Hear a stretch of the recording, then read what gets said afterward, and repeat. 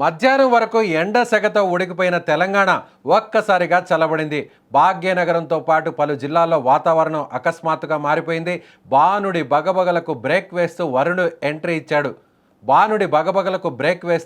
వరుణుడు ఎంట్రీ ఇచ్చాడు. నగర వ్యాప్తంగా వాతావరణం ఒక్కసారిగా మారిపోయింది. దీంతో నగరంతో పాటు తెలంగాణ వ్యాప్తంగా మరి కాసేపట్లో భారీ నుంచి అతి భారీ వర్షం కురిసే అవకాశం ఉన్నట్లు వాతావరణ శాఖ హెచ్చరించింది. హైదరాబాద్, కామారెడ్డి, మేడ్చల్, మల్కాజ్గిరి, రాజన్న సిరిసిల్ల, రంగారెడ్డి, వికారాబాద్, యాదాద్రి, భువనగిరి జిల్లాల్లో రానున్న 2-3 గంటల్లో తేలికపాటి వర్షం కురిసే అవకాశం ఉందని తెలిపింది. గంటకు 40 కిలోమీటర్ల వేగంతో గాలులు వీచే అవకాశం ఉందని, ఉరుములతో కూడిన వర్షాలు కురవచ్చని తెలిపింది. తెలంగాణలో ద్రోణి, క్యూములో నింబస్ మేఘాల ప్రభావం నెలకొందని వాతావరణ శాఖ తెలిపింది. దీని ప్రభావంతో ఇవాళ రేపు కూడా నిజామాబాద్, భద్రాద్రి, కొత్తగూడెం, ఖమ్మం, వికారాబాద్, సంగారెడ్డి, మెదక్, కామారెడ్డి, మహబూబ్ నగర్ జిల్లాలో వర్షాలు కురిసే అవకాశం ఉందని తెలిపింది.